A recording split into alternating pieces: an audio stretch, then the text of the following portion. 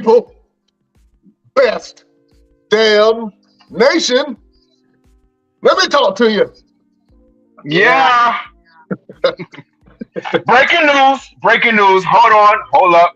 Card subject to change. We've got breaking news, and it's not a good one. Randy Orton quite possibly will not be able to return to in ring action due to the injury of his back. Ladies and gentlemen, we are losing one of the greatest of all time in terms of entertainment, in terms of getting in that ring and doing what he do better than anybody ever, in my opinion. He's been doing it for a very long time. So we want to send well wishes, healing prayers, and everything to Randy Orton. Hope that the doctors can figure out a way to get him back in the ring because we need at least one more good match for the legend killer, the legend himself, Randy Orton. Now, back to you, Brian Renegade. Man, how am I supposed to follow that? You know what I'm saying? You gonna break the news like that? It was good breaking news, but how I'm supposed to follow that? Beautiful people. My name is Brian Renegade, and with me, I have the best damn crew. I have the one and only Mr. Everything, Victor Andrews. Mr. Personal Trainer of O2 Fitness, Mr. Everything, here in the building. What up there, beautiful people? Yeah, I started the new job and it's going pretty good. It's going a little slow, but it's going to get there. It's a marathon, not a sprint, so we're going to get there, making it do what it do. Making it do what it does, you know what I'm saying? You want to get some personal fitness, you go to Mr. Everything. You want to get trained in the ring, you go to Mr. Everything. You want a good sandwich, you go to Mr. Everything. No, you go to Chef. Well, I was trying to add on accolades, but it's okay. Oh man, nice to see you, my brother. Next, we have the genie of the Best Damn Wrestling Podcast, the dawn of the Best Damn Wrestling Podcast. LP is in the building. What's going on, everybody? Everybody good? Oh man, good. Like I always say, blessed and highly favored, my brother. How's everything going your way? I'm going good. Today been kind of slow. I have worked on a lot of other stuff, so I ain't got nothing exciting to talk about. Oh man, well we got some exciting wrestling to talk about, my friend. There's a lot of stuff going on in the wrestling world. Fellas, let's go ahead and get into it. We got to do it each and every Wednesday. Beautiful people, prepare yourself. You know what time it is. It's Hot Topics. Fellas. Woo. First events after the draft, people started showing up. All the new talent started showing themselves. We've been talking about it as fans. Will they start doing the vignettes to introduce everybody? We criticized them for a while. I think they've been listening to us because every time we say something, they make improvements in some type of way. And I was happy to see it because you saw the introduction of a lot of wrestlers, and I thought that they did that really, really well. But let's go ahead and get into SmackDown. Go ahead and get the elephant out the room. You know what I'm saying? The World Heavyweight Championship tournament was in full swing on SmackDown. We saw AJ Styles versus Edge versus Rey Mysterio. Edge put out a very emotional video saying, hey, look, I ain't got that much time. I need to get back the belt that I never lost. And I thought for a second, man, that Edge might just pull it off. But the match was absolutely great. AJ Styles, it was good to see him back because I know we were clamoring for AJ. Like, where has AJ been? I haven't seen AJ in a while. And then he just popped up out of nowhere and said the OC is here. And then all of a sudden, he's in the contention for the belt. I thought that was very good. Um, Fellas, let's talk about this match real quick. At the end of the match, man, AJ Styles ended up pulling out the win. It was a little botchy moment at the end with Edge and Rey Mysterio. I was thinking that either Rey was going for like a DDT, a jumping DDT, and Edge was going for a spear. For some reason, it did not connect. You know what I'm saying? It just didn't. The pieces just didn't fit together. It wasn't for some reason. The reason why it didn't connect is because Edge was tired. Either tired or he pulled a muscle or something because he just wasn't there for that spot. It was mostly on Edge where he was supposed to hit that spear in the best way. And it just didn't look speary. It looked like more like asparagus or something.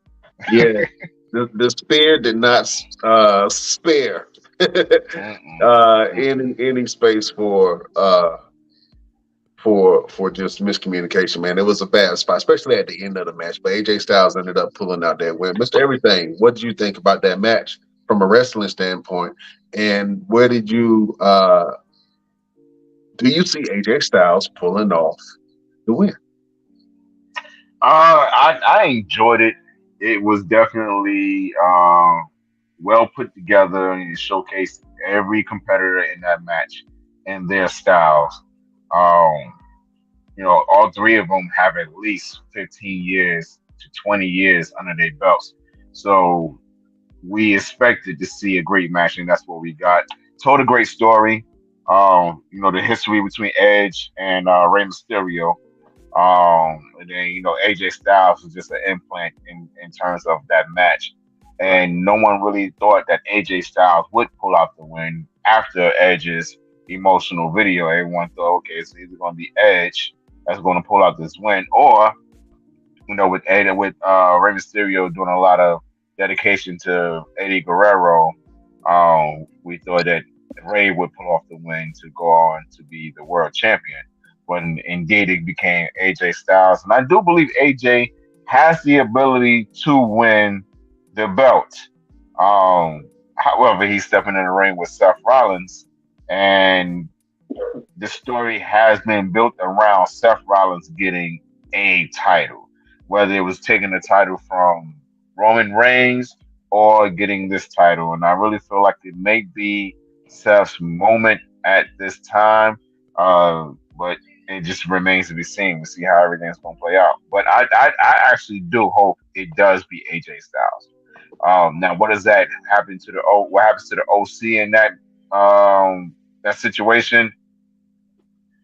I don't know, because truthfully, Gallows and Anderson do and don't need AJ.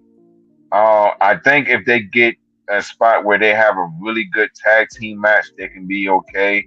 They're stars in their own right, but I think they do need AJ to kind of pull them along to make people get behind them and want to see them. But we'll see what happens with all of that.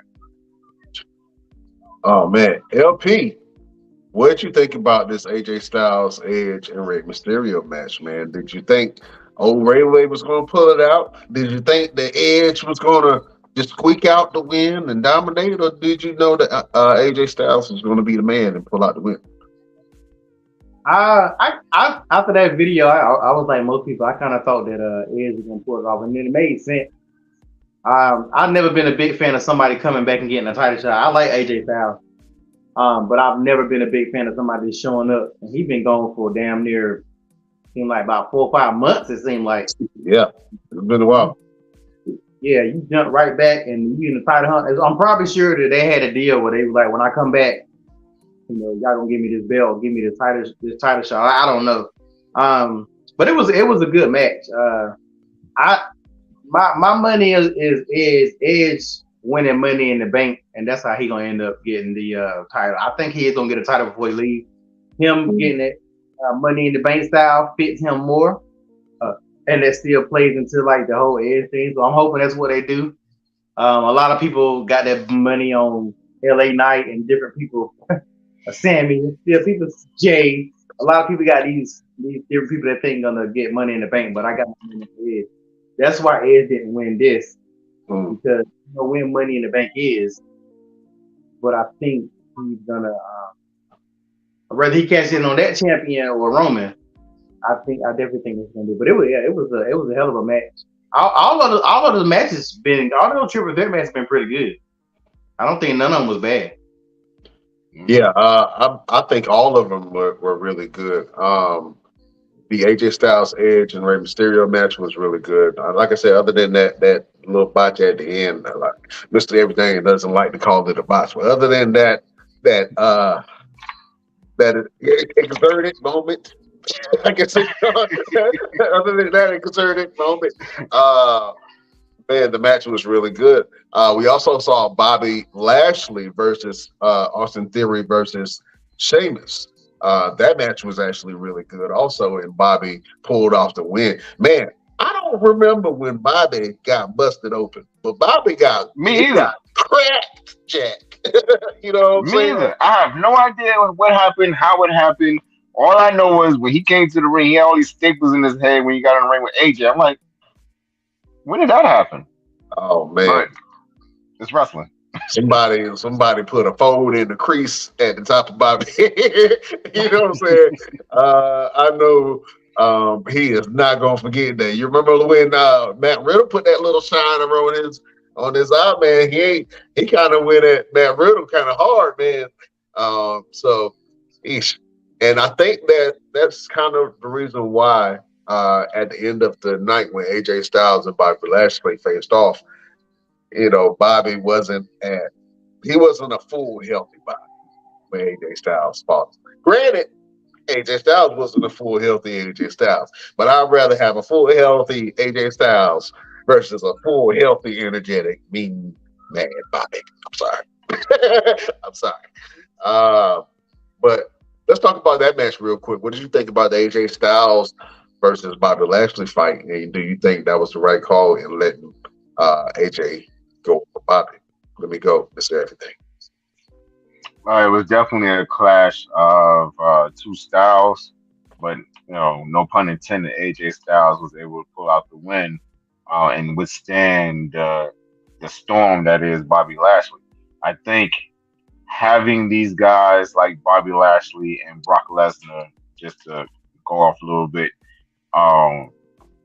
have them continue their fights or their matches while they're bleeding still tells a really good story, because you think about it, you're losing blood, you're losing some type of strength, you're losing some type of endurance and oxygen and consciousness, and it helps the smaller guys be able to pull off these wins, which helped AJ Styles pull off the win against Bobby Lashley.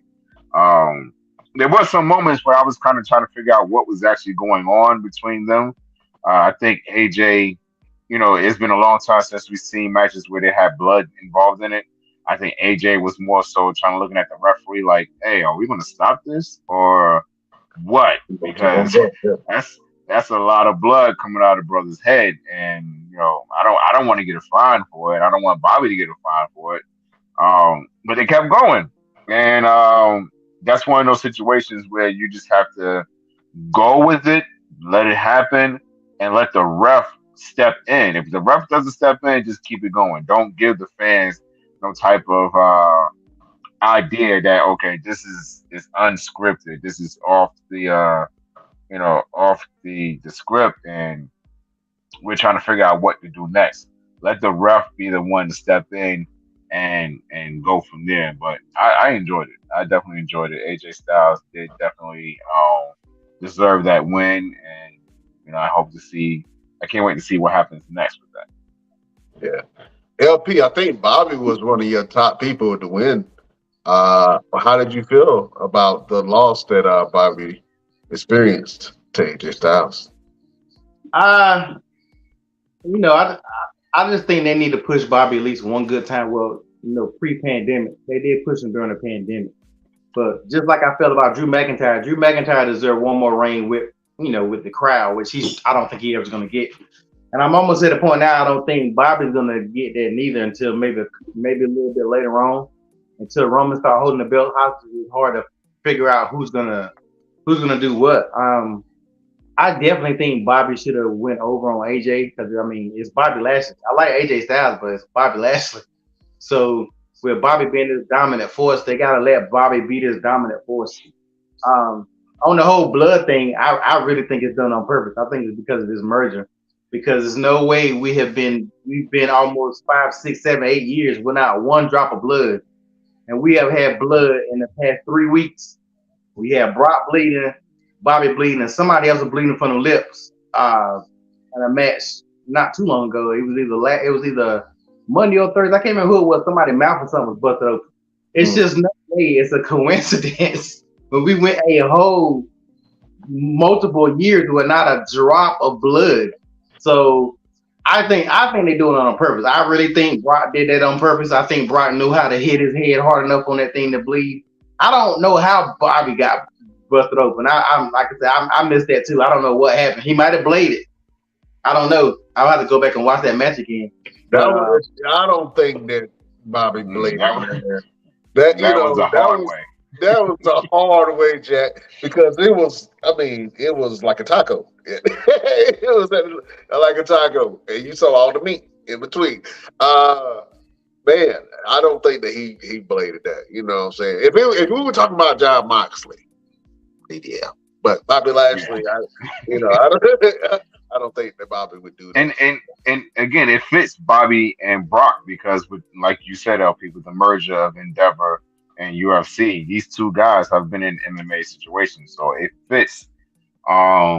With those two having that situation, I don't really see anybody else doing it anytime soon. Maybe Matt Riddle. I can see Matt Riddle getting busted open, but nobody after them that I can think of. Yeah, I've seen a couple people busted up, man. You're right. I mean, I didn't even think about that because there has been a lot more color on TV. And even though when they show the playbacks, it's usually in black and white, just for the playbacks in general. But yeah, there has been a lot more color on TV. AEW shows color in almost every other match. And that's great for their fan base. I feel like you got to a certain extent. I mean, it's still wrestling. We grew up seeing it all the time. Ric Flair be bleeding coming down the ramp. So I think that they caught a lot of hell from the Finn Balor and Edge situation because, well, number one, it was a Hell in a Cell, and we talked about that. So you're supposed to bleed. You're not supposed to bleed in every match. Certain matches, you're supposed to a hardcore match or a cage match. It's supposed to be some kind of blood or something. So to have those matches, and you still want the believability factor in wrestling, you can't really do it if you're not, a little bit of blood here and there. So yeah, we'll be. And you remember a long time ago, and we stopped talking about it when everybody was like, "Is WWE about to stop being PG?" This is before the merger. I forgot what it was that they said they were gonna bring back blood. This was like months ago, but we haven't seen anything about it. We kind of forgot about it. This could be part of that as well, because now we are seeing it, and it does add to certain matches. I think Cody and Brock next match somebody gonna bleed too. I wouldn't be surprised if one of them don't bleed, because Bobby gonna try to bust him over. Not Bobby, Brock gonna try to Brock gonna crack him. Mm-hmm. Brock gonna crack him, Jack. Yeah, you remember this? You gonna take credit for this? Look at my face. There's a receipt coming. Oh, for sure. Think about what Blood has done. Blood made two of the biggest stars ever. Blood made Stone Cold, and Blood made Becky Lynch. So Cody could use that blood because the pectoral was cool, but nothing like Blood. So that could add to Cody, and people get behind him. It's kind of it's too. So, yeah, I think that I would have thought that Cody would have lost a little steam by now, and I think that a lot of his believability, it's like he cuts really good promos. Don't get me wrong, I've enjoyed him talking, and cutting promos. But it's still like, make me care. Like, show me why you have over $1 million in pyro every time you come out. And if people listen, did you see? And I'm gonna get into it later. But some people can only wish they had pyro. Mr. Everything, does it? Let me ask you a question. Does it make it better when you come out with pyro? Your interest, does it help Ah, you love you more? absolutely, absolutely, because it shows superstardom. Like you're above everybody else. You're not just like anybody else. Like everybody comes out the same with just their music. When you have some type of pyro behind you, it shows a little bit more extra superstardom to me. Yeah, man. And it's certain people who I love their interests is because it gives you the fire and the sparks and all the excitement with the pyro, man. Um, I think I don't know. I still I'm interested in Cody versus Brock, but it's only so much I can get invested into that match. But before I get into all of that, congratulations, AJ Styles. We now have AJ Styles versus Seth freaking Rollins at Night of Champions in Saudi Arabia. That Seth, is going to be an Seth, amazing match. he's on Hollywood. You said Seth what now? I said Seth's gonna lose. It's funny because online, everybody's saying Seth's gonna lose because he's gone Hollywood because of the Captain America thing, which he's probably gonna have like a 3-second cameo, or he's probably not even gonna talk. It's crazy how the media is now versus the media how it used to be. Because before it was no big deal. You know, wrestling did it all the time. Batista showed up on Smallville, but Triple H was in Blade. You know, it was stuff that didn't even matter because those guys kept on wrestling. But now Seth Rollins is in Captain America 4. AJ Styles is definitely going to win. And now they're nervous about putting the belt on Seth Rollins. It's like, they're like he about to be Captain America's sidekick or something. Like, I guarantee you Seth Rollins is That's how it usually starts. So let's go ahead and get into it, man. This is what LP is alluding to. Seth freaking Rollins is on the set of Winter Soldier. Excuse me, not the Winter Soldier. I said the wrong movie. Captain America, New World Order. I knew I shouldn't know that. He looks like low key right there. I absolutely love this because I'm a Seth Rollins fan, and I think that Seth should go into Hollywood, man. I like, even if it's a cameo, I think they're going to see the potential in Seth freaking Rollins. And hopefully he doesn't get killed off in the movie because maybe, just maybe, they might see something in Seth freaking Rollins and say, hey, we want you to stay around a couple more movies.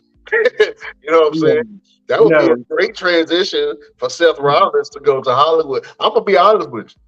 If he gonna do it, this is the best time to do it.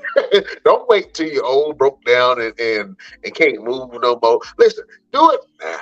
You know what I'm saying? You know, when The Rock went into Hollywood, he was fresh. He only been wrestling with 4 years. He was like, I'm out. As soon as Hollywood started calling, I'm out. He was like, I grew up around wrestlers.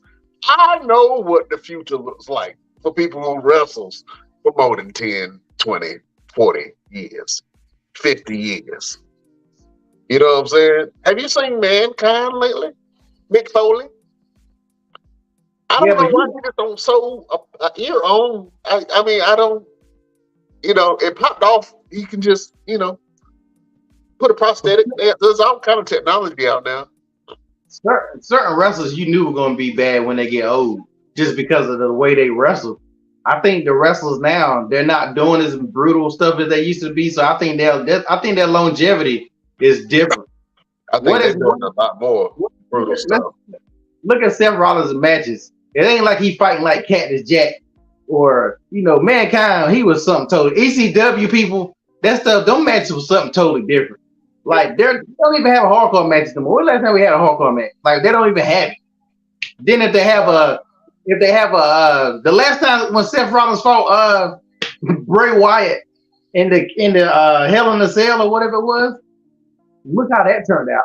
So yeah, I think the wrestlers now, with the exception of Finn Balor, because I think Finn Balor gonna have no legs when he get old because that his is going to destroy him as an old man. Just like I really feel like Benoit, all those head jumps had something to do with all that kind of stuff that went on with him because I think he really was losing himself with those flying head. But that's just me personally.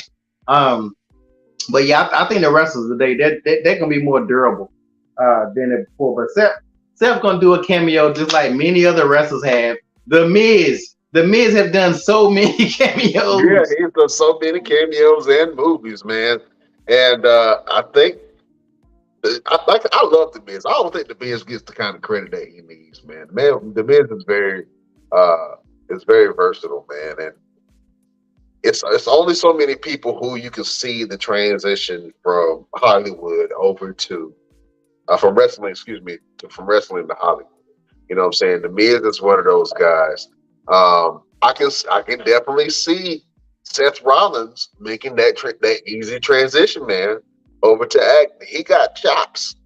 Don't get it twisted. I don't think that this is going to be his first and only thing that he does, man. Um, and I'm excited about it because I think he can do it. Another guy who I think is going to grace the screen soon, man, Austin Theory. I think Austin Theory can go. Listen, Yeah, if he's you not even. if you've seen the character that Austin Theory had while he was in NXT, he was like lovable, clumsy, a little bit on the dumb side. You know what I'm saying? And he was just lovable, dummy. You know what I'm saying? And then he transitioned over to a complete asshole. So I think he has range, man. Um, and I enjoy watching Austin Theory's transformation on the mic and in the ring. Even though I know it still hasn't connected for him, but it will. I think over time I think it's going to connect over time. LP, listen, man, we had one of the guys who I was a little unsure of how he was going to fit in the whole fold, but I absolutely love this wrestler. He goes by the name of Cameron Grimes. Have you seen Cameron Grimes in the ring at all? No, other than when I saw him beat up old man last week for whatever why they always using my man as a punching bag. Oh man, who you talking about? Baron Corbin? Yeah, he's buried. Like I told you guys back when that JBL thing came, I said it's not gonna work. And now he definitely that was just sad. Like at least have a match. Like you could tell now they don't give a damn. But that was to show you right there. Baron Corbin is done. It didn't work with the JBL mess. Everybody, he needs to join a Judgment Day or something. Like that is gonna be where the Judgment Day seem to be looking at young people, but he needs. I don't know what Baron Corbin. I don't know what he need to do. He just gonna be one. He gonna be another jobber. He gonna be just like Dolph. He can be just like Dolph Ziggler. That they're gonna use him. These guys aren't old. Like stop using these guys that are still can go as like to make them to bring these new guys up because it's not working. Like Austin Theory beat the hell out of Zack Ryder, but what did that do for Austin Theory? Nothing. All that did is make everybody be like, "Damn, can y'all stop treating?"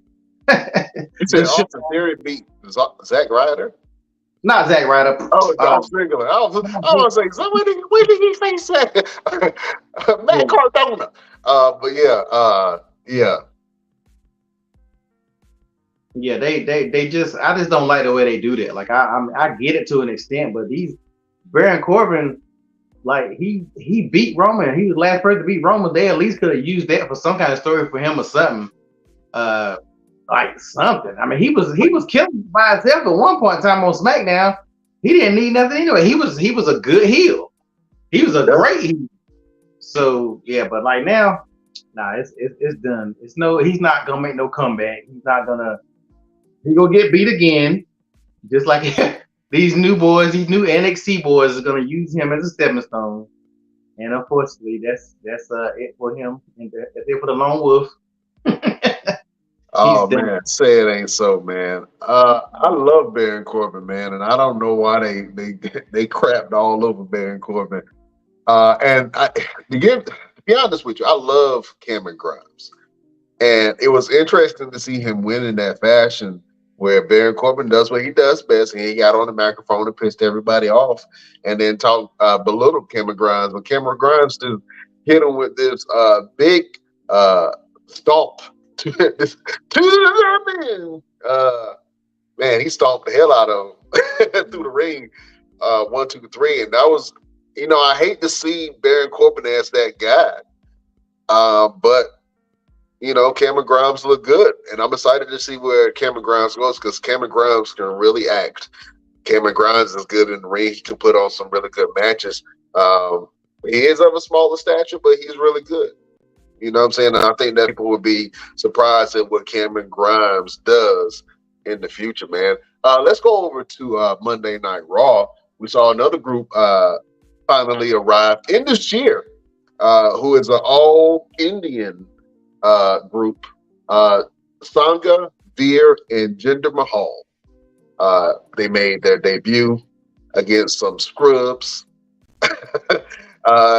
They didn't even announce the guys' names before the bell rung, and they just got destroyed. LP, let's talk about in this year, man. What did you think about their entrance? Do you think they're a real threat in the tag team division, and are they a strong faction with Jinder Mahal leading the charge? Yeah, I mean, I think they're a very strong faction, and being the fact that Jinder Mahal is like, I guess, the manager or whatever, but he still can go too. That makes him great as well.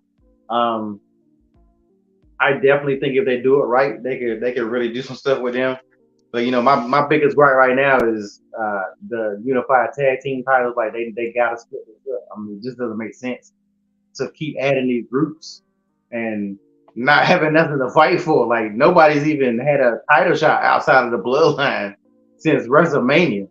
So I know they kind of alluded that if they don't lose the belts, I guess we'll get into that. If I'm gonna tell you, if they lose those belts, I'm gonna be missing from that week of the show because I'm not watching wrestling for a week. I promise you, I'm not. I'm gonna not watch wrestling for a week if Roman wins that damn belt. I promise you on everything. So do not say y'all checking in because Lamont will not be there if Roman wins those freaking titles. No sense. Oh man. Well, look, no slight to end this year, man. I think that they are going to be poised to be a force to be reckoned with, man. I just hope that they don't use them as fall guys because they are powerful, they are big, and there's something that we've been missing for wrestling in a long time, just a dominant force of big guys. And I, not to say that there aren't groups like that, but they make sense. You know what I'm saying? And with Jinder Mahal, it gives him a brand new refreshment on his career and let everybody know who the Maharaja is.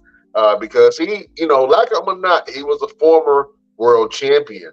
And I think that this group in this year will do some massive things. But let's go ahead and get into what you were just talking about, man. There was a segment on Monday Night Raw with the Bloodline.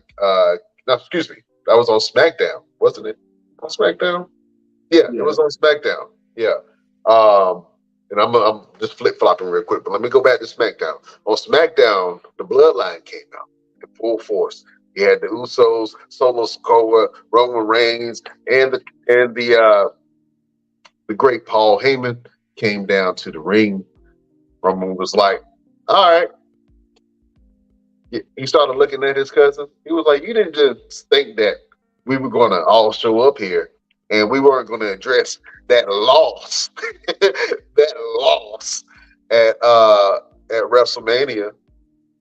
You didn't think that we weren't going to address the fact that you dedicated a match that you lost to me." He said, I'm the greatest champion singles competitor of all times. I'm the greatest champion of all time. I'm not even a tag team contender. I don't do tag teams. We got people in our family who do tag teams. You know what I'm saying? Alpha and Seeker, the Wild Samoans are considered to be one of the greatest tag teams of all time. Especially in the Bloodline, they are fixtures within the Bloodline family. You know what I'm saying? He was like, we got people in our family that you could have dedicated that win to. Why you dedicated to me? I ain't want that. And so Roman was looking at Jimmy. He was like, you think I'm funny? You laugh. He was laughing at him. He was like, you think I'm funny? You think I'm trying to pop you? You think I'm trying to make you laugh? Huh? You think this is commercial? He took Jimmy and mushed him in the face. Jimmy was like, I know this. It didn't just, I know he just said mush me. He was like, am I laughing now? Huh? Is it funny now? What you gonna do? Talking to him like big cousin. What you gonna do? Jimmy sat there for a while. He was like, man. He was in between a rock and a hard place. Let me ask you a question. If you was Jimmy in that moment, LP, where you know your cousin is the breadwinner, your cousin is the person that everybody reveres, but you ain't no chump. You a champion in your own right. You a grown ass man just like he is, and he mushed you at a cookout. And say, what you gonna do? Is you gonna fight in front of your whole family, or you gonna let that pass? You gonna let that rock?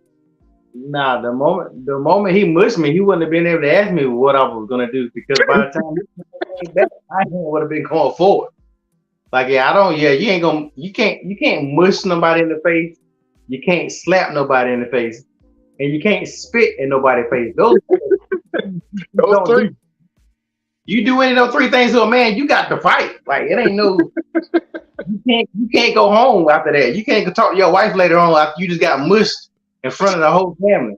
Like, he did what he was supposed to do, because he was about to jump on Roman ass. Yeah, his brother stepped in. Jay stepped in and just was like, look, we apologize. All right? He had to calm his brother down, because Jimmy won't go take that. You know what I'm saying? He ain't gonna take but so much. Jay took straight up abuse. Jay gonna need some therapy after all this is done. Jay has been taking abuse from his cousin. Jimmy wasn't gonna let him just punk him like that. So he started to come back, and then Jay was like, hey, no, it's okay. It's cool. Look, we apologize for losing. We apologize for dedicating that win to you. So then Paul Heyman steps in and says, hey, we are going to bring gold back to the bloodline. Solo Sikoa and your tribal chief will be in a tag team match on Night of Champions to face Sami Zayn and KO. Boy, they was pissed. Jimmy and Jay were pissed. How you going to take our opportunity? You going to talk junk to me, mush me in the face in front of millions of people, and then take away my opportunity? Oh my God, he gutted the Usos in that moment, man. LP, what you think about this whole segment? I think it was good. I mean, they still pushing this bloodline storyline. I mean, it brought new life into now. Everybody trying to figure out, if Roman would actually win. Are Jimmy and Jay gonna make them lose? Like a lot of people I've seen online, a lot of people think that's what's gonna happen, and that's gonna start the whole movement toward Jimmy or Jay fighting Roman. Is Solo gonna turn on Roman? I mean, they got a lot of different ways they can go. It's gonna be interesting to see which way they go. So I think they did a good job reinvesting people back into the story that was kind of like, it's getting kind of old. This is continuing it to spike it a little bit. Yeah, man. I thought the segment was good, man, and I'm enjoying a lot of these new segments. The writers have been firing on all cylinders. I know we put some criticism behind some of the storylines, but with the Bloodline storyline, man, this is good, man. Mr. Everything, we was just talking about the Bloodline segment on SmackDown, where Roman Reigns was talking to the Usos about their loss and then dedicating a whole loss to the Tribal Chief. And so Roman Reigns had to correct the Usos and mushed Jimmy and told him to apologize. I asked LP, what would he do if he was at a cookout and his older cousin, who was respected in the family, mushed him in the face and told him what you gonna do about it? What would you do in that situation? Would you fight in front of your whole fam? Or would you take that L and go sit down? Well, it's just like LP starts coming back, I'm coming forward. But the interesting thing about that is a couple of things real quick. One, when you get challenged in Samoan heritage family lineage, you pretty much have to take that challenge. It ain't no, oh, I'm just gonna stand back and like that's what you gonna do? Like I think Roman was looking at him like, what you gonna do? And another thing that we need to really realize is that Roman put a lot of the heat on Jimmy. He didn't step to Jay like that. And let's remember, Jay was the one that left the bloodline with the whole Sami Zayn situation going on. And it was a lot of question and a lot of, what's going on, what you doing, what's happening. Roman didn't step up to Jay.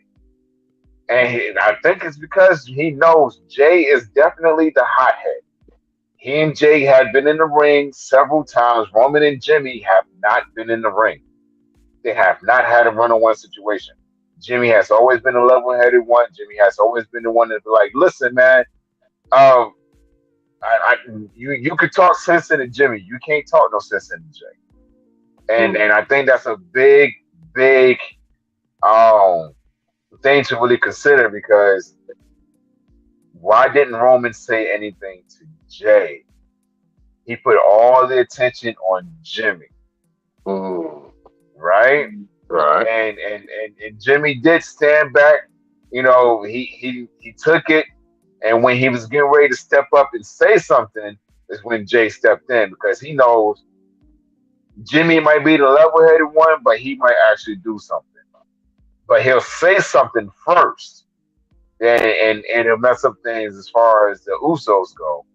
But Jay is the one that if you mush me, I'm busting you right in your mouth. It ain't no talking about it after that.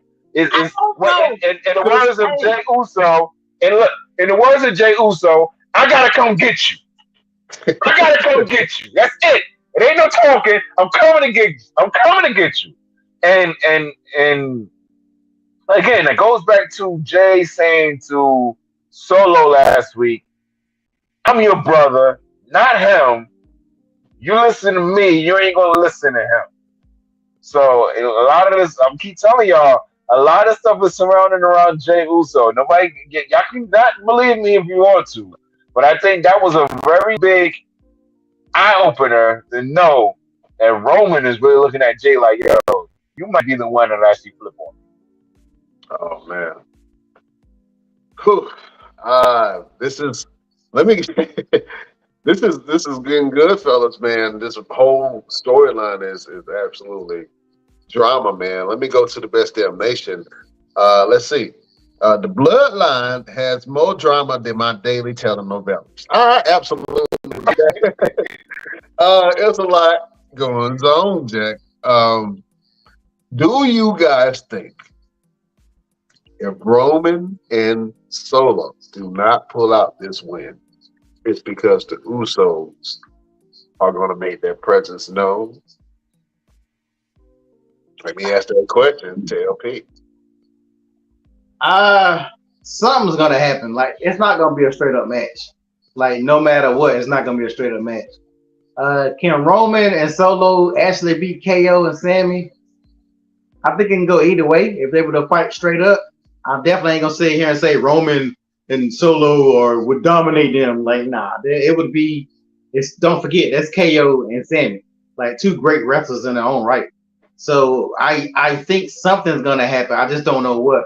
But I do think the Usos will have something to do. Either they're gonna be ringside or they're gonna do something. It's just hard to tell because if you really pay attention to the story, like we were saying before, Jay always protects Jimmy. Jay only joined the bloodline because he was protecting Jimmy. When Jay went back to the bloodline, why did he go back to the bloodline? Because he knew Jimmy was about to get fucked up. Remember, he said, Roman said, if he ain't here next week, and Jay even said it. Jay said, what I didn't have, remember he was fussing with Sammy. I didn't have a choice. I know what he was going to do to my brother. He came back again because of Jimmy. He protected Jimmy for the third time. Don't you remember? It didn't hit, if I ain't mistaken, they had I quit match. It's the other way around. What? It's the other way around. Jay was already in it. He was already up under Roman. Jimmy came in trying to convince him, and Roman kept trying to convince Jimmy to join them. And it was Jay and Roman who had the I Quit match, and he wouldn't do it until Roman jumped on Jimmy.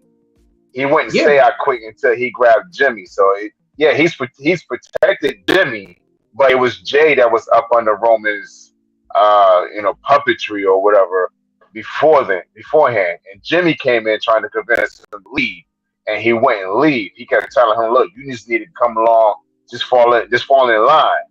Now it's turned around. Now Jimmy's more like, "Jay, you need to come and fall in line. Like, what are you doing?" And Jay's like, "Man, I don't know what I'm doing." But now he's more so like, "Look, now I gotta protect my brother because I know Jimmy is not that guy." Yeah. But all 3 times he protected his brother. All 3 situations. Even that I Quit match.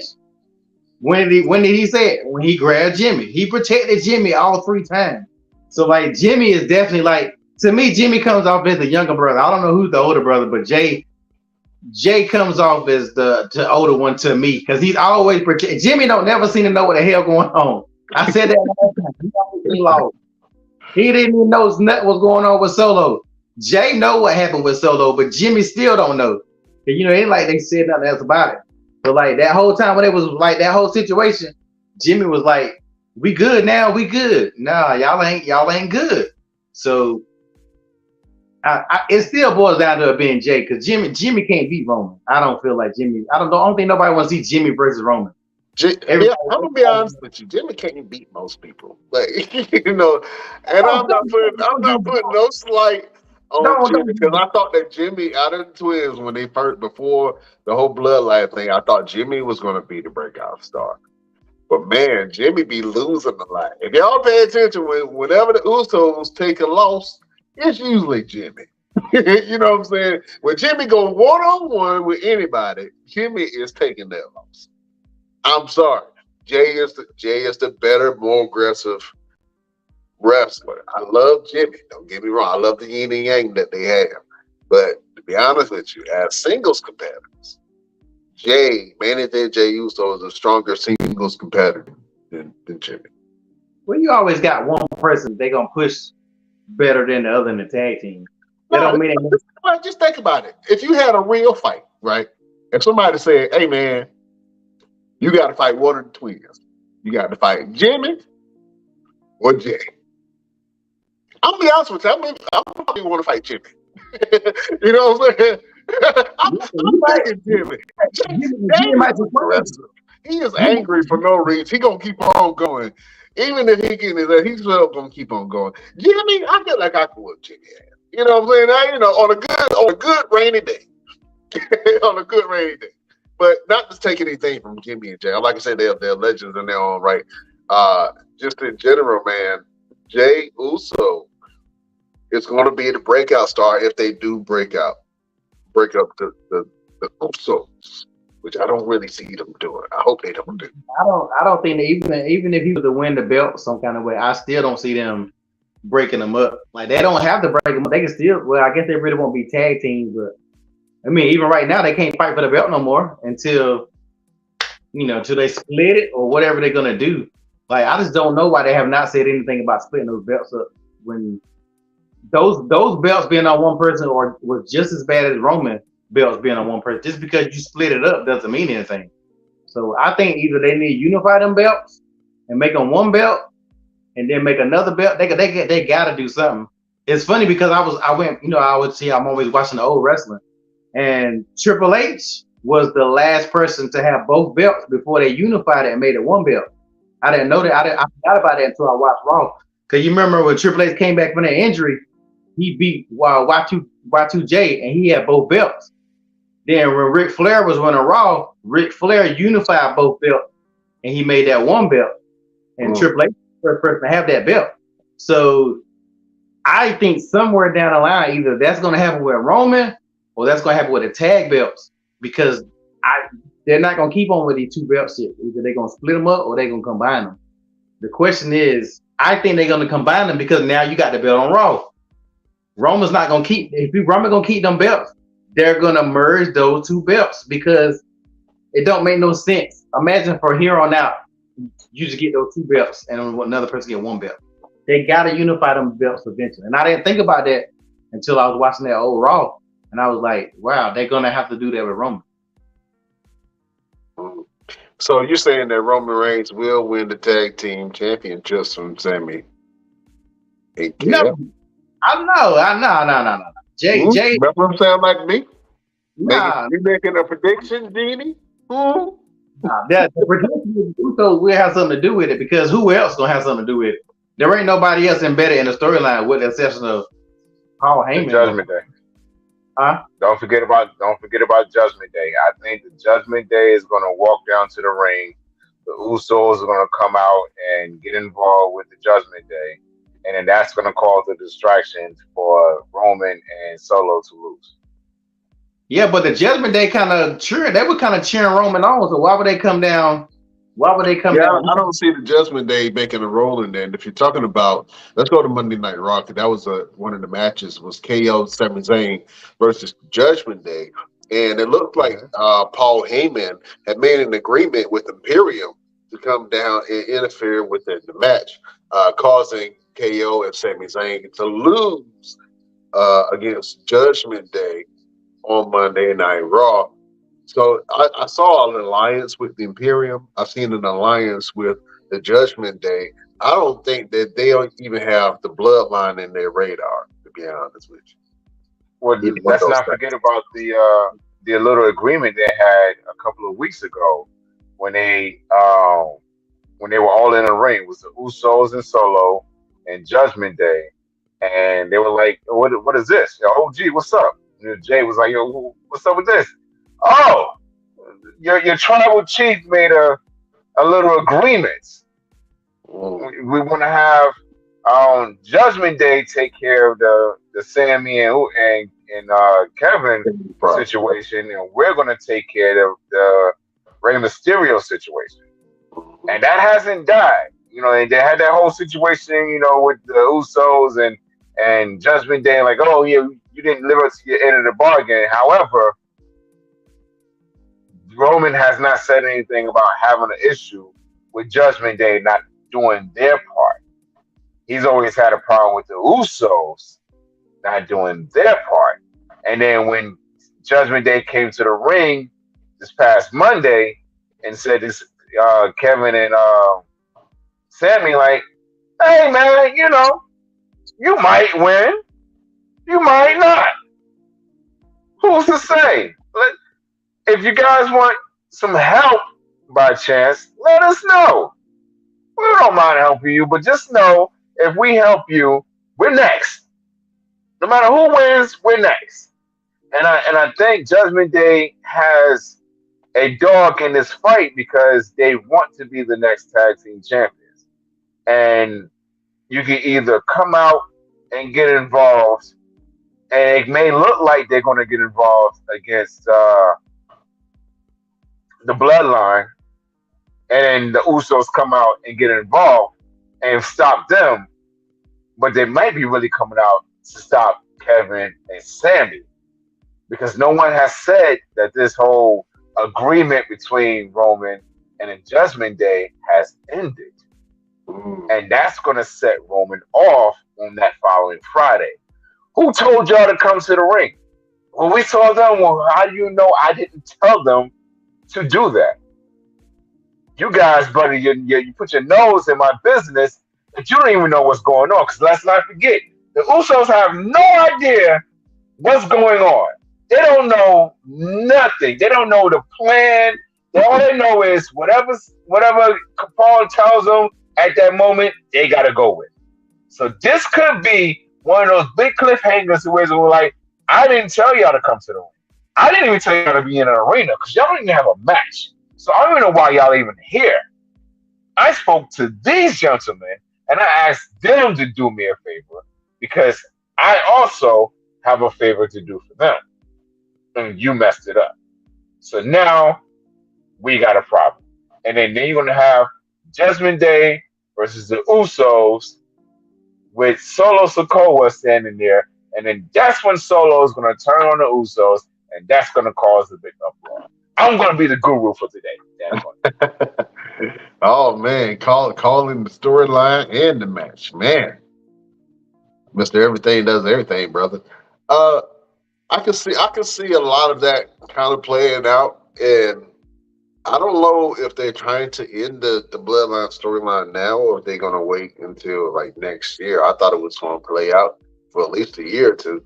But we'll see, man. It's definitely one of the hottest storylines going right now. It's the Bloodline storyline, and I just need other wrestlers and other factions and groups and tag teams to step up in that department and give us some really, really good storylines, man. Quick question.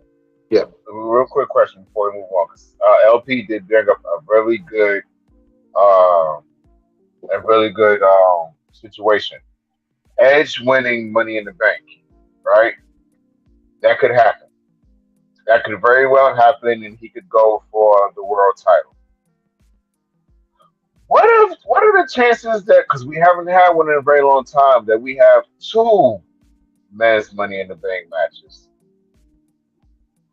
and one can challenge for the world title and one can challenge for the undisputed title?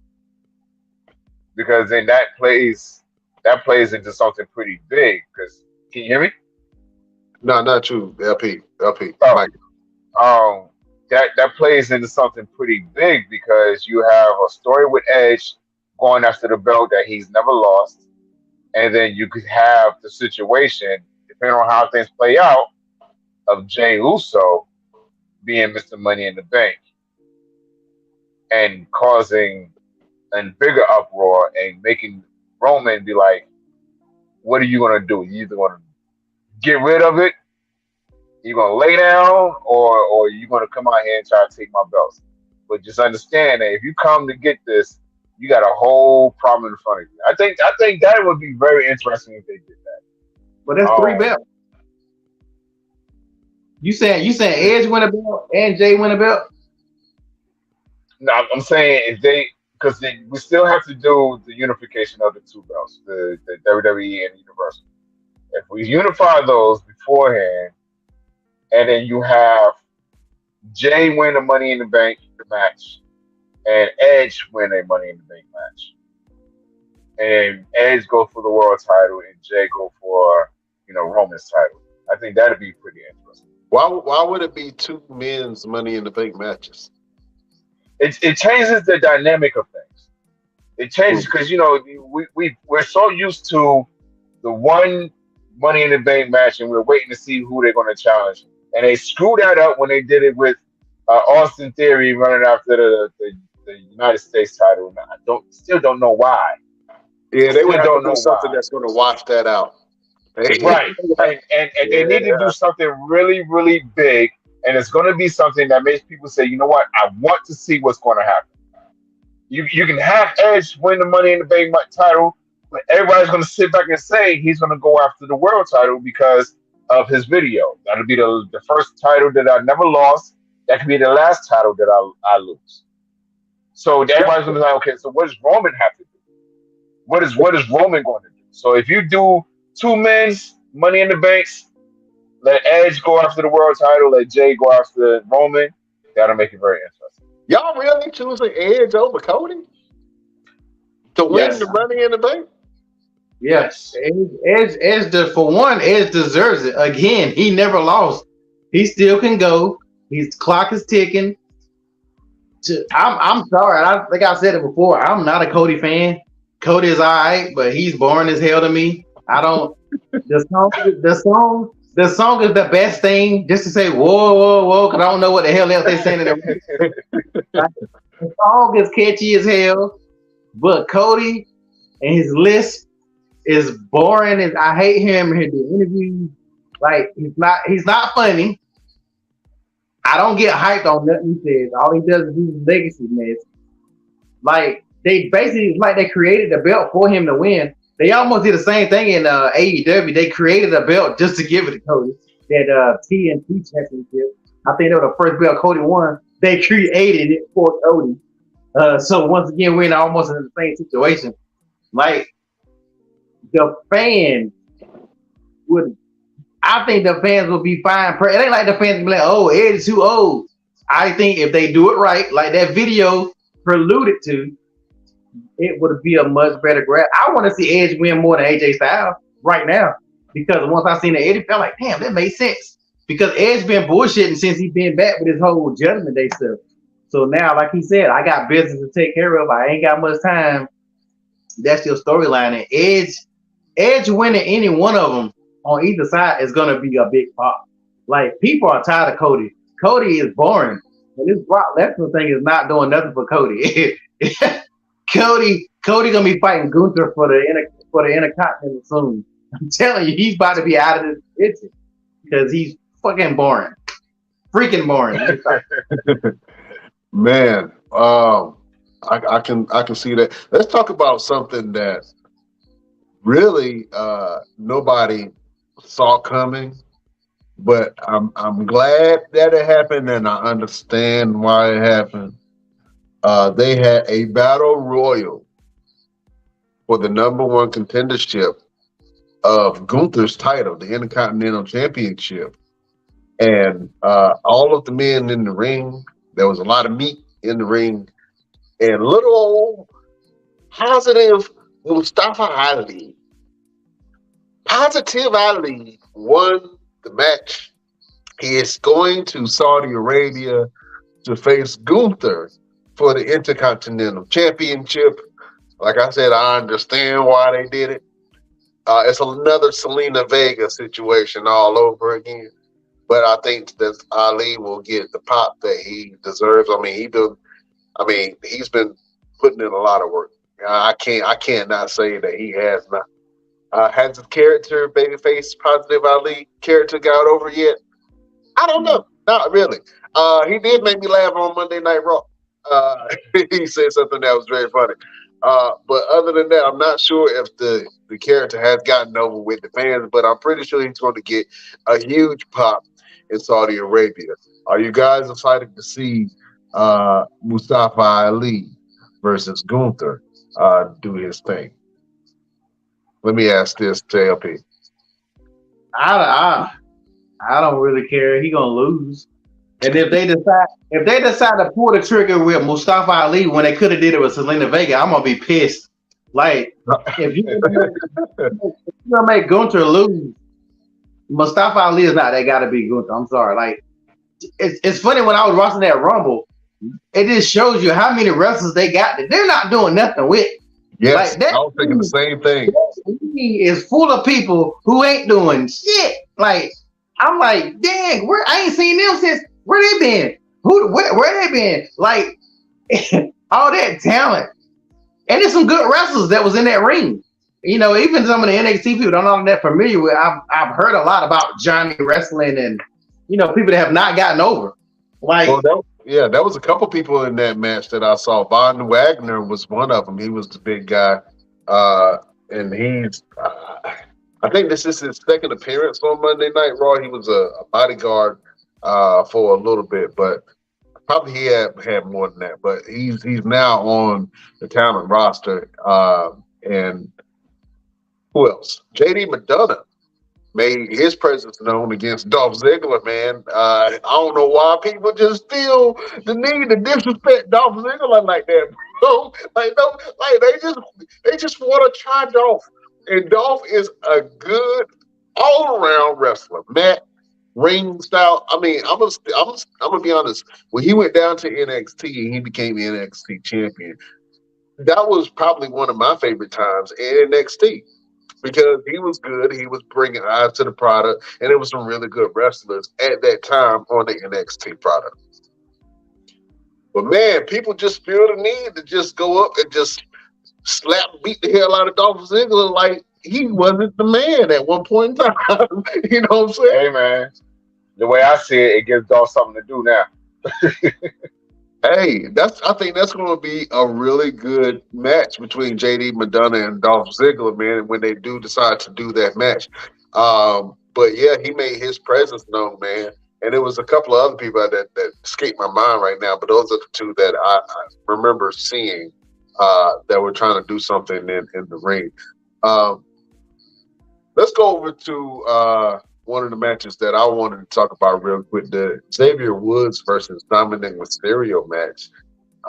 Mr. Everything, let's talk about it real quick. What did you think about the Xavier Woods versus Dominic match? It was a back and forth. Obviously, Mommy was there for Dominic, and she got pretty good reception too, man. What did you think about the Xavier Woods versus Dominic Mysterio match? I mean, what can we say? Once again, we got to give Xavier Woods his flowers, man. He's making this man look good. I think that's what Dominic needs. He needs somebody like an Xavier Woods that can make the boy work and make him look relevant. He has the heat. He has volcano heat right now. I mean, he go out there and the minute he get ready to get on the mic, they boo him immediately. You can't get no much more heat than that. Oh my You know what God, I'm I've never seen bro. I've seen some people get booed, but not to this effect. Where saying? Yeah, the whole entire arena won't even let him. They boo him as soon as they see him. You know what I'm saying? They don't even let him speak up. I've never heard the crowds that loud booing for somebody. in unison as well. Like it was like they practiced. Like, okay, as soon as he come out, everybody going 1, 2, 3, boo. Okay, we're going 1, 2, 3, boo. Not 1, 2, boo. 1, 2, 3, boo. And it was in unison. There was no wave to it. So yeah, Xavier is that guy. We definitely gotta give him his flowers. We give him his crown back. Get him And in his I crown back, enjoyed man. it. Yeah, I enjoyed that. Oh man, LPZ. What'd you think about the Xavier Woods versus Dominic Mysterio match, man? And do you think that Dominic is proving himself to be a worthy competitor on Monday Night Raw? I think I gotta give Dominique his flowers for making Xavier Woods look good in that match. What did you just say? Oh no, he said some kind of blasphemy. Please say that again, sir. Yeah. So I gotta give Dominique his flowers for making Xavier Woods look good. I mean, y'all gotta give Dominic some credit. The lies you tell, sir. The lies you tell. You gargling doodle water over there? He is getting better. Like, you can't sit here and say, you look at Dom back when he wrestled with Ray, and you look at Dom now. His skill level has gone up.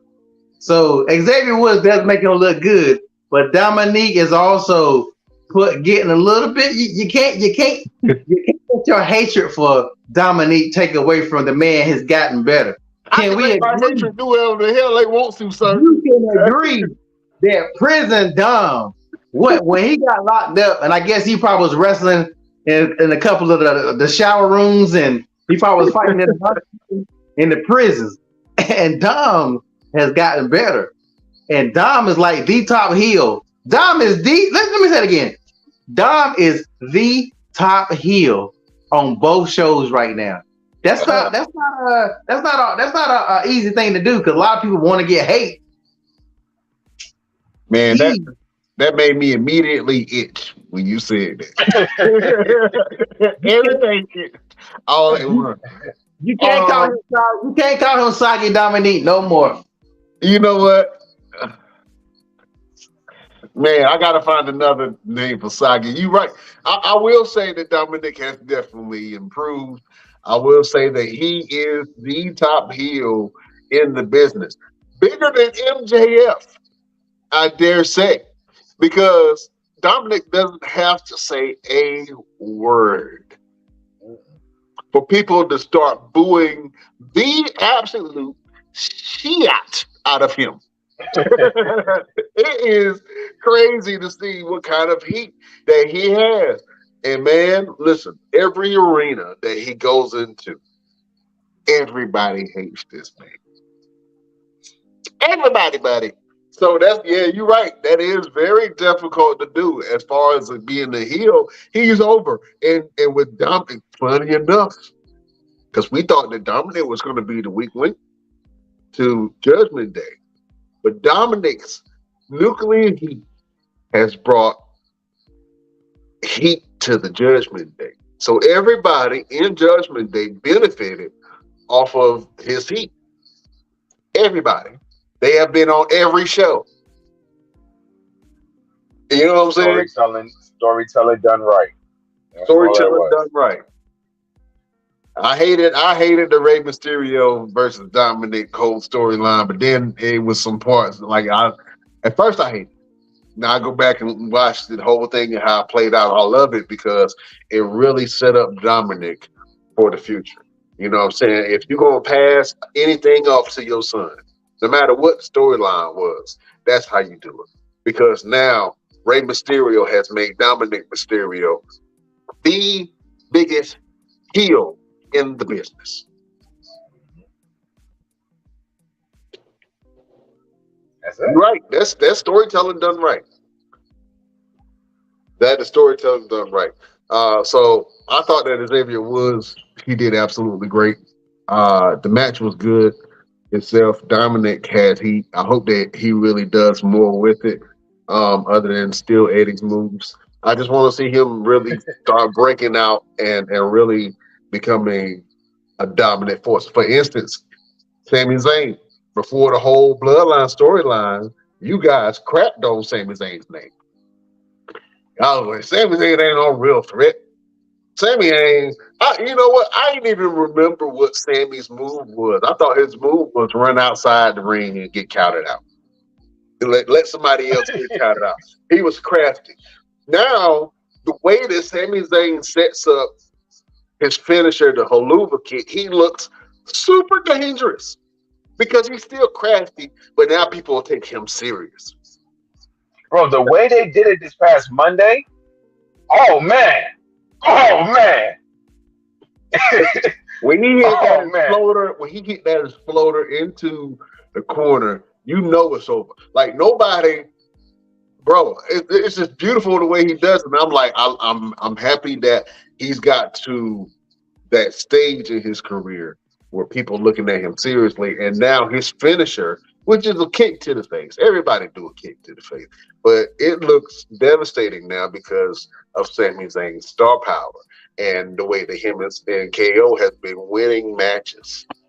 You know what I'm saying? So at first I looked at them as tag team champions, and I'm like, I'm over it. I'm ready for somebody else to get it. But then I look at them, I'm like, oh man, they are really good storytellers, and they are some way finding themselves in a crossroad between Imperium, the Bloodline, and Judgment Day, which are all three dangerous factions. Mm-hmm. They need some help. they need some help. Like the man said, man, hey man, all these factions are popping up. You know what I'm saying? He was trying to get with Shinsuke Nakamura. Look, all these factions popping up. You need somebody to watch your back. You know what I'm saying? So, you know, they need somebody to watch their back. Matt Riddle is a good person to watch their back, but I don't know if they really like Matt Riddle like that. You know what I'm saying? I kind of feel like it got to be somebody else from Canada to be able to round that whole thing up. KO can't stand Matt Riddle. He can't stand Matt Riddle. He needs somebody. Yeah, they need another Canadian, and then they can really be a strong faction. KO. But I have to say, I have enjoying the backstage segments with KO and Sami Zayn, because like every time somebody comes, he's like, hey, look, hold on a second. somebody's standing right next to me, aren't they? Like it is so, like The it way he is gets so annoyed by him is realistic. so funny. Yeah. Yeah, like they're like, yo, y'all don't see us having a conversation. What do you need? What is it? It's like when they do it Imperium, I was dying laughing the entire time. He was like, yo, his finger's right there. It's like it's making me so nervous, it's making me uncomfortable because it's right there. And I'm like, yo, it's so good. Yeah. It's so good. And then when Kevin Owens goes off, he goes off. Like even when he was in there with Judgment Day, he was like, you know what? I don't want to hear nothing you gotta say. Dominic, you got something to say. Just say what you gotta say. And he said, hey, I know you got something to say. And then as soon as he went in, the crowd went crazy. And he was like, you know what? I don't care if anybody got to say. I don't have nothing to say. You know what I want to do? I want to punch you in the face. And then he did. And it is a whole Kevin Owens show when he do that. Yeah. I love it. I love it. Yeah, you can't get no better than that. Oh man, that's a great moment. Let's talk about another great moment on Monday Night Raw, man.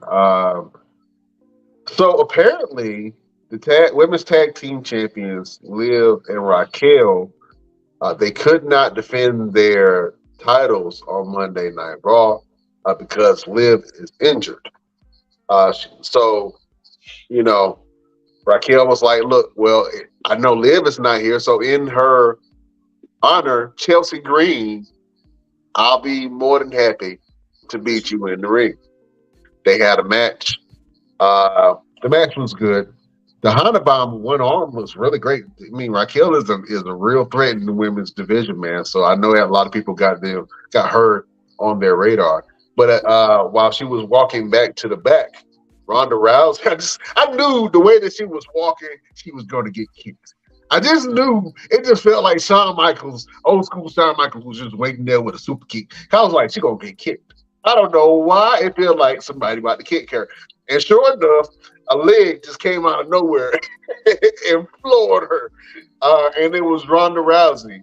And Ronda Rousey and Shayna Baszler come up to her, and she was like, you know what happens when you are tag team champion? You know what you're supposed to do? You're supposed to defend the belts. And so Ronda Rousey and Shayna Baszler have officially made their presence known, and they are going after the tag team titles. I think they're going to win it. Fellas, do you care about it? What do you think about it? And do you think that Ronda being in a tag team is going to do something good for her career? Let me go, LP.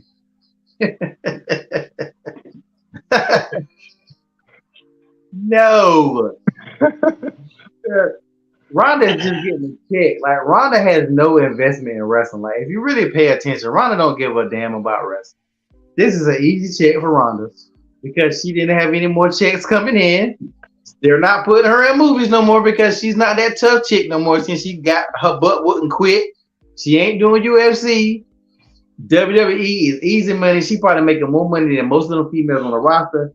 She's right. When was the last time she even had a match, a long match? I think even that one match,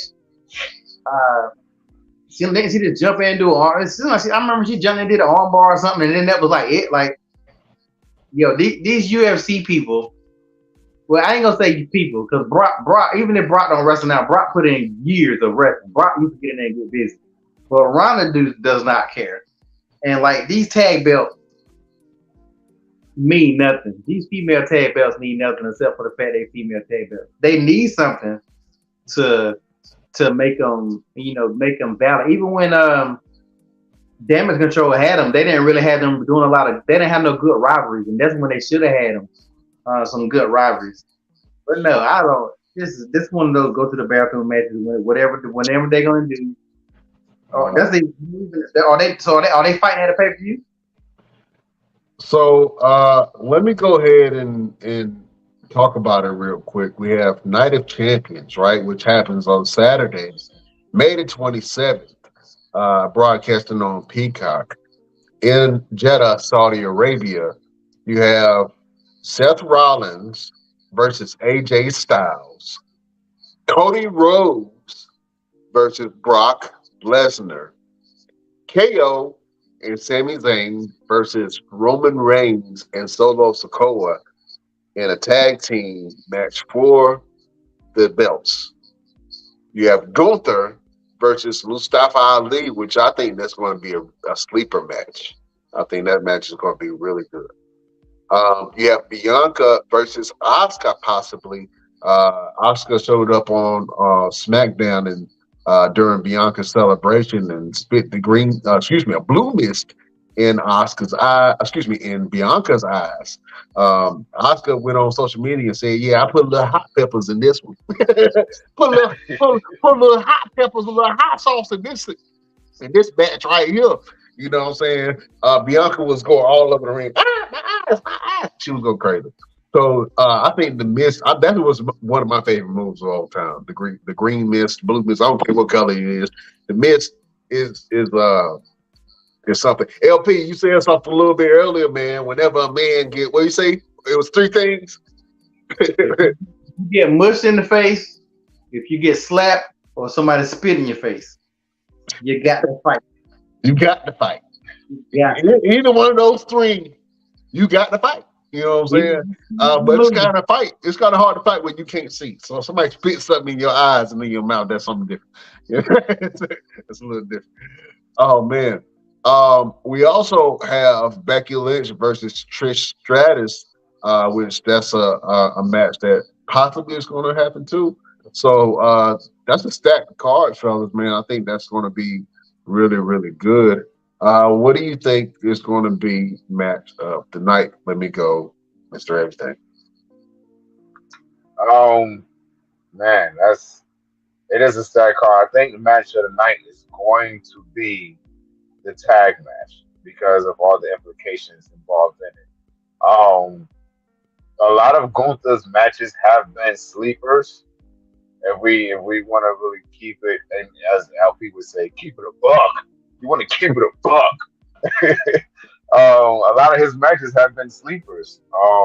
And I'm very interested to see how that's going to play out. I think, truthfully, I really believe it's going to be a Gunther versus Ricochet style match because that's the way Mustafa works. He works in almost equivalent to a Ricochet. So it's going to be interesting to see how he can make himself look different, kind of stand out to make people say, you know what, I want to see Mustafa Ali compete, period. Let alone if it's a title match or whatever. I just want to see him compete. But I really feel like the match of the night is going to be the tag match because of the implications behind it. Yeah, I can definitely see that. LPZ, what do you think is going to be match of the night?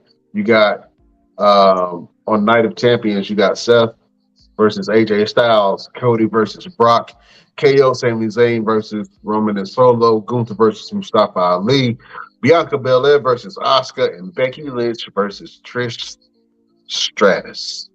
What do you think is going to take that? It's definitely going to be Trish Stratus versus Becky Lynch.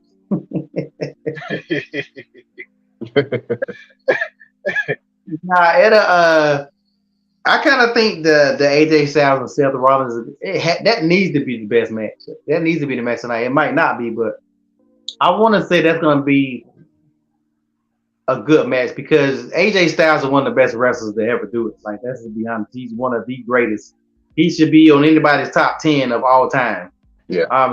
Seth Rollins as well. He is another phenomenal wrestler. So I think, and I don't remember them two wrestling against each other. I'm pretty sure they probably have, but I don't remember. So I think this makes that match even better. I think the one elephant in the room that nobody's talking about is the fact this is Night of Champions, and the biggest champion is not wrestling. Don't give me this tag book, man. How in the world? This is the problem. WWE still don't know what to do with Roman. They don't know who's next. So is Roman gonna not wrestle until next year or to the end of the year? Like they're gonna be trying to be slick because he didn't. What was the last pay-per-view? What was it? Backlash was the last one. He didn't wrestle, right? At all. Didn't wrestle. Backlash, no. Wasn't even there. This pay-per-view, he's gonna be there, but he's fighting for the tag titles. Like, how long can they keep putting this off? This is Night of Champions. The whole point of this is based around the champions.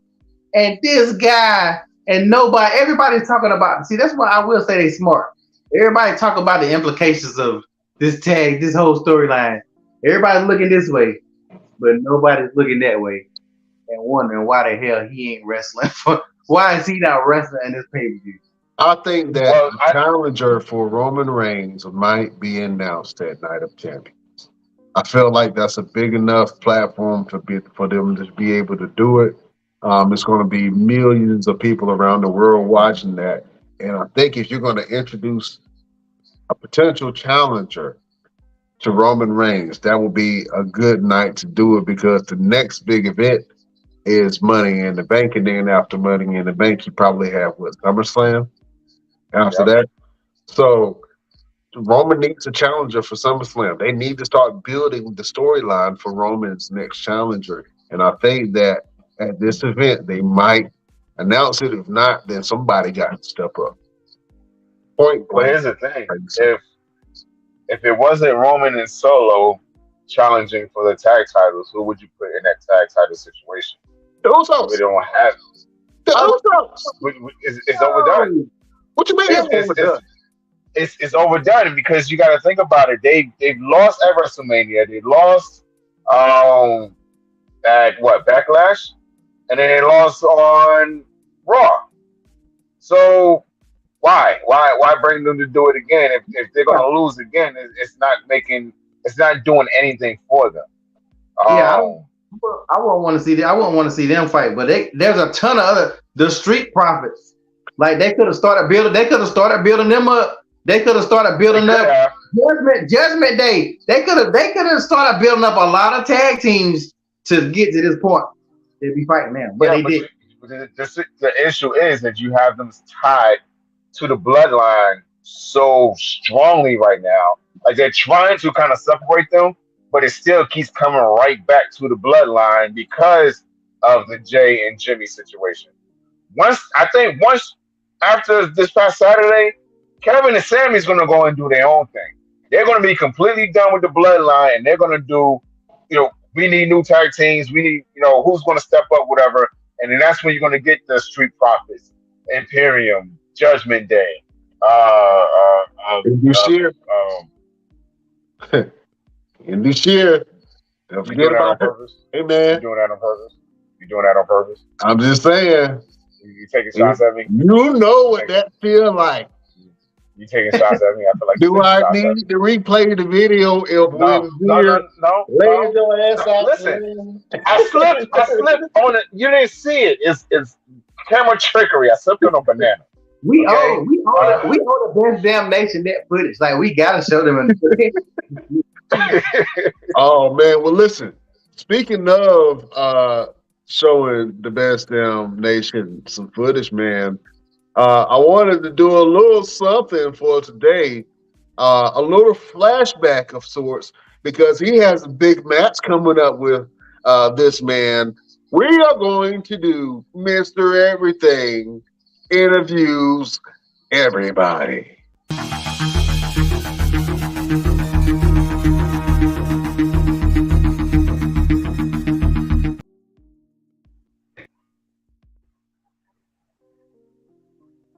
Ladies and gentlemen, it's Mr. Everything right here in the Best Damn Wrestling Podcast with this man, NWA Junior Heavyweight Champion, Kerry Morton. Mr. Everything. What an introduction, first and foremost. Now, I know you got to get to your questionnaire real quickly, but what an introduction. First, me, Kerry Morton, third generation professional wrestler, grew up on the independent scene with my father, watching Mr. Everything. So now I get interviewed by him. It's a 2-in-1 double. Apologies, I'm going to interrupt. Well, I want to go on with your question real quick, too. Now, with you being a third generation legend in the making. Oh, man. Some big words. Big shoes to fill. I appreciate it. It is. Now, tell us about the pressure of having that accolade in your shoes. Listen, pressure is like carrying a load of goods in the back. A lot of people can't do it. So how do you perform under pressure? Kerry Morton performs. Kerry Morton delivers. I don't have to speak for my own actions. The fans will speak for it. The people that watch us, the people that watch my work, will speak for themselves. Mr. Everything, as you know, the wrestling fans did it all for us. So with the pressure of filling my quote-unquote father's footsteps, it's there. But see, pressure is how people excel.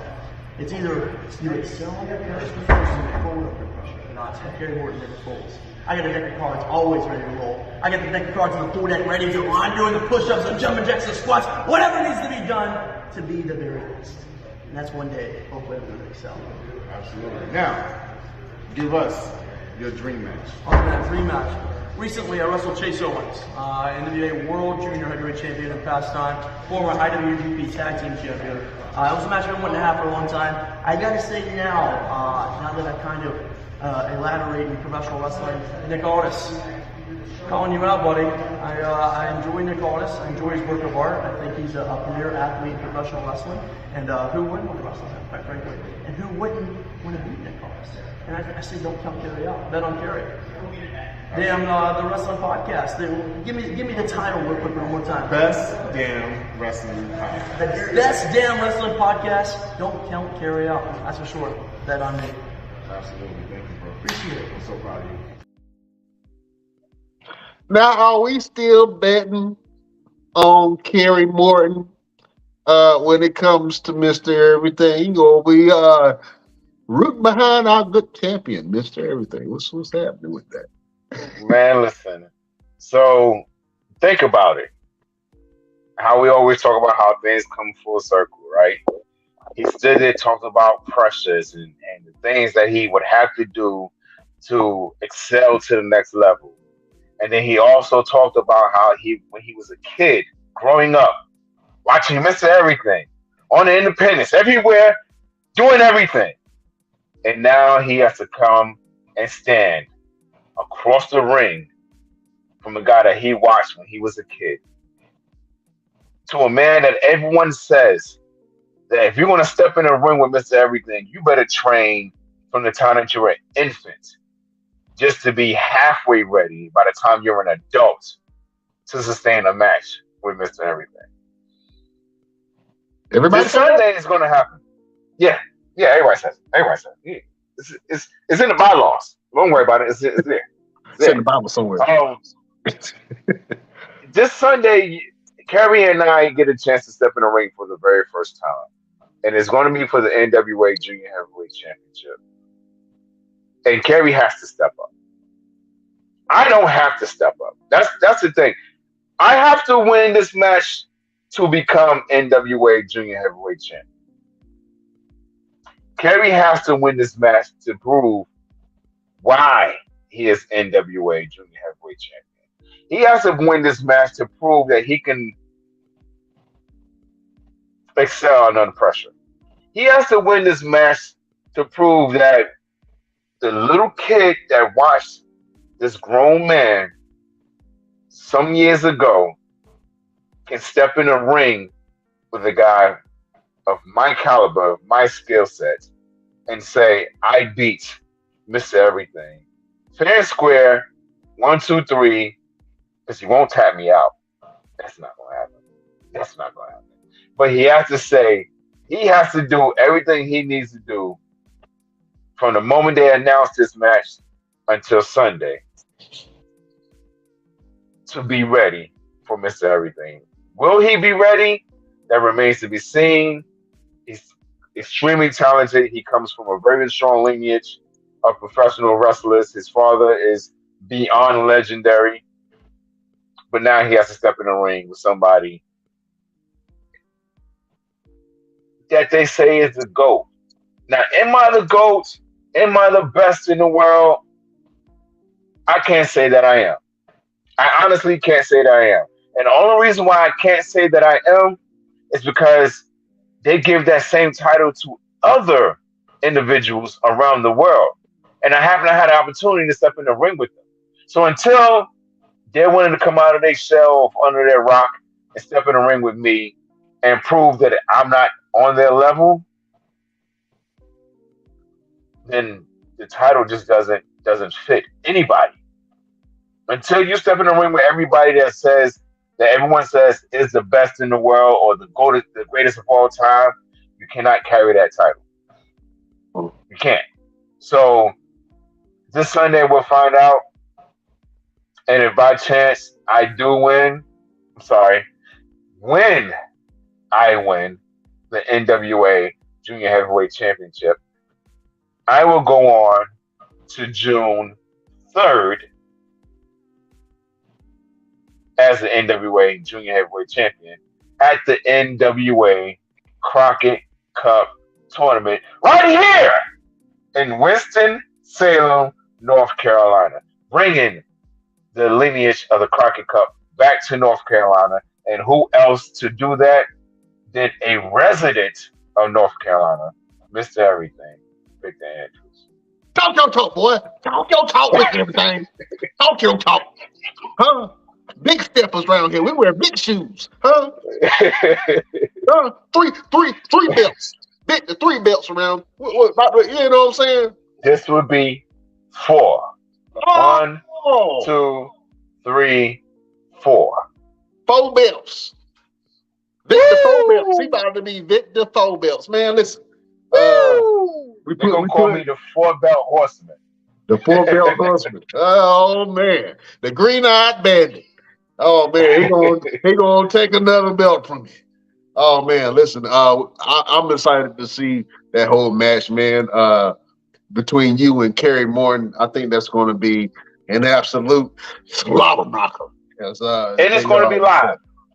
It's going to be live. So whenever the link is shared, I will share it with the Best Nation, and you guys can get a chance to see this match live and in person on YouTube under the School of Morton 505 YouTube channel.